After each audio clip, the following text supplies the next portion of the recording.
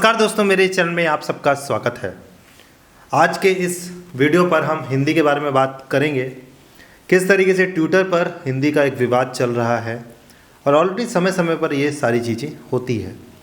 बहुत सारे पक्ष रखूँगा इस वीडियो पर, क्योंकि इस पर्टिकुलर टॉपिक पर मैंने बहुत विचार किया कि मुझे क्या बोलना चाहिए, क्या नहीं बोलना चाहिए, कितनी परसेंटेज कट्टरता उसमें दिखानी चाहिए, नहीं दिखाना चाहिए। तो चलिए आप लोग के समक्ष प्रस्तुत करूँगा।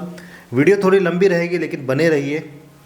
आशा करता हूँ ये वीडियो आपको जरूर अच्छा लगेगा। चैनल पसंद आए चैनल को सब्सक्राइब कर दीजिए और वीडियो अगर आपको अच्छा लग रहा है तो वीडियो को लाइक शेयर करना ना भूलें। चलिए बिल्कुल सिंपल तरीके से समझते हैं पूरी घटनाओं को। अजय देवगन ने ट्वीट किया हिंदी से संबंधित, कहा कि राष्ट्रभाषा है और साथ ही मातृभाषा है, सब सारी चीज़ों का उल्लेख किया। उसी तरीके से आपके जो साउथ के एक एक्टर हैं किच्चा सुदीप, उन्होंने कहा कि हिंदी कभी राष्ट्रभाषा थी ही नहीं, मतलब उनका भी ट्वीट इसके एवज में आया।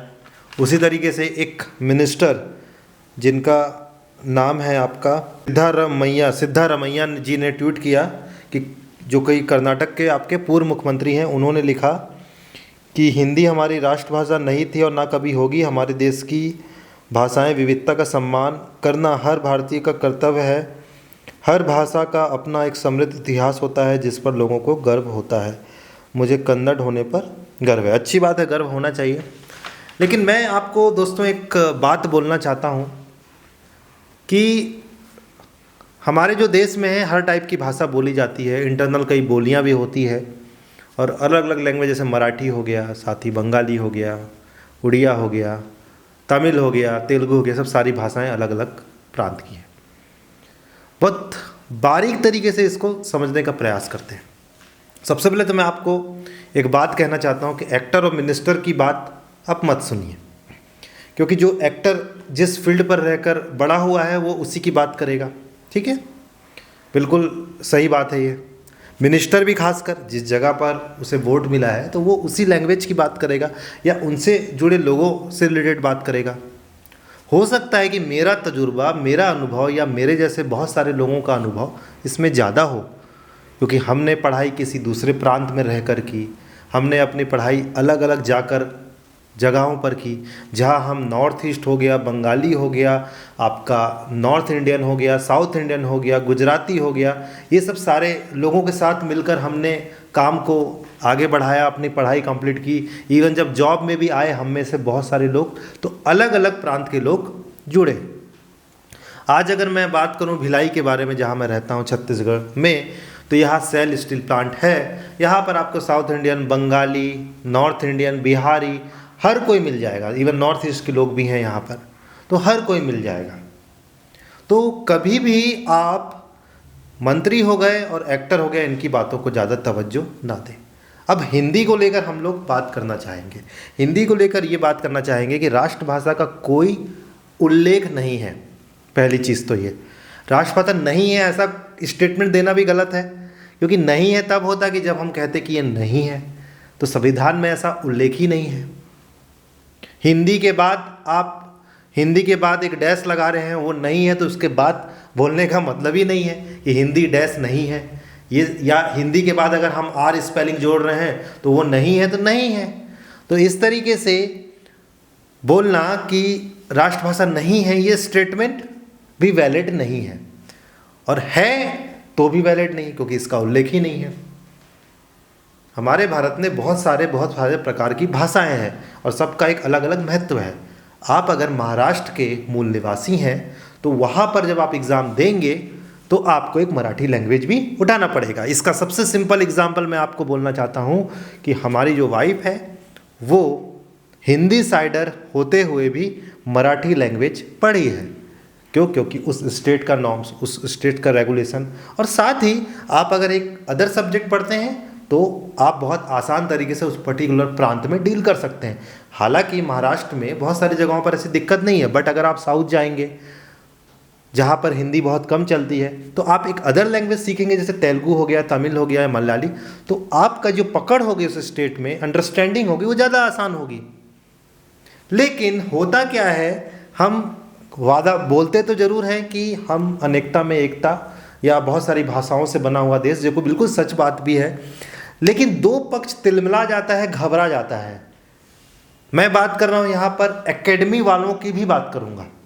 एक्टर जो बात बोल रहे हैं उनको इतना सीरियसली मैं नहीं लेता, बट एक्चुअल केस में मैं बात करना चाहता हूँ कि अगर हम हिंदी को बढ़ावा देते हैं या गलती से भी निकल गया कि हिंदी राष्ट्रभाषा है, मातृभाषा है, तो वो पक्ष जो इसे कम जानता है या जिसे लगता है कि हिंदी थोपी जाएगी या हावी होगी, वो पक्ष तिलमिला जाता है। जबकि रियलिटी ये है कि जितने भी हिंदी भाषी लोग होते हैं वो खुद इंग्लिश का उपयोग कर रहे हैं।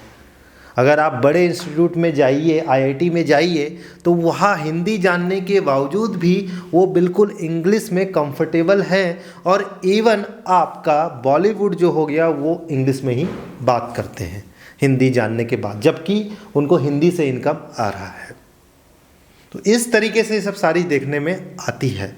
और रही बात हिंदी की, तो हिंदी के साथ थोड़ी कमी तो हो जाती है। अगर हल्का सा भी हिंदी का कोई बोल दे कि यही एक भाषा है, तो जो एक पक्ष है जो डरता है वो तिलमिला जाता है, और वो पक्ष भी तिलमिला जाता है जिसे कहा जाता है कि हिंदी राष्ट्रभाषा नहीं है, वो भी घबरा जाता है।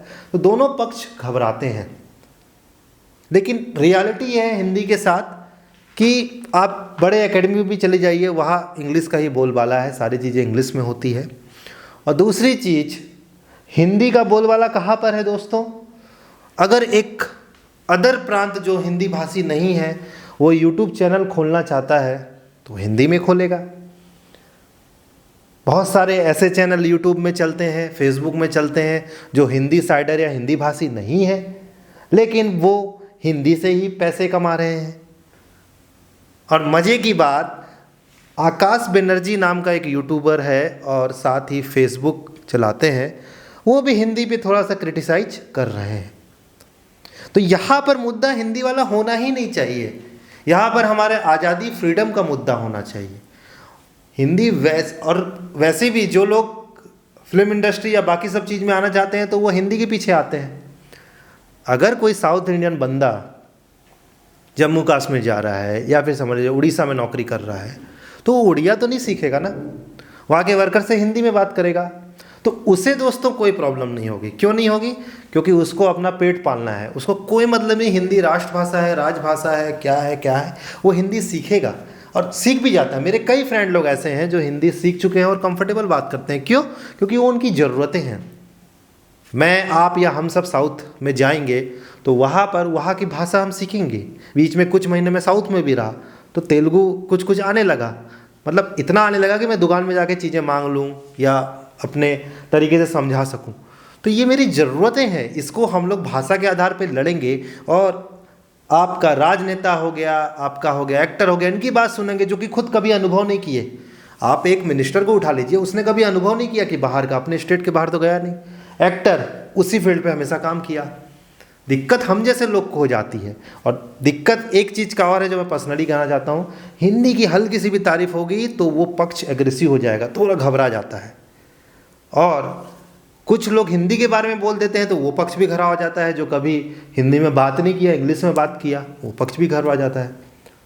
लेकिन बेचारी पिसती वहाँ पर हिंदी ही है, क्योंकि आज हिंदी अगर राष्ट्रभाषा या एक लैंग्वेज होती तो लोग ट्विटर पे ये सब बातें नहीं करते और ये नॉर्मलाइज होता, पर नॉर्मलाइज नहीं है। नॉर्मल है मतलब नॉर्मल समझ रहे हैं सब लोग। क्यों समझ रहे हैं? क्योंकि हिंदी कभी फोर्सफुली, कभी थोपने वाली भाषा रही नहीं है। आप अपने हिसाब से कर सकते हैं। आशा करता हूं दोस्तों वीडियो बनाने का मकसद आपको समझ में आ गया होगा। तो चलिए मिलते हैं अगले इंटरेस्टिंग वीडियो में। वीडियो देखने का बहुत बहुत धन्यवाद।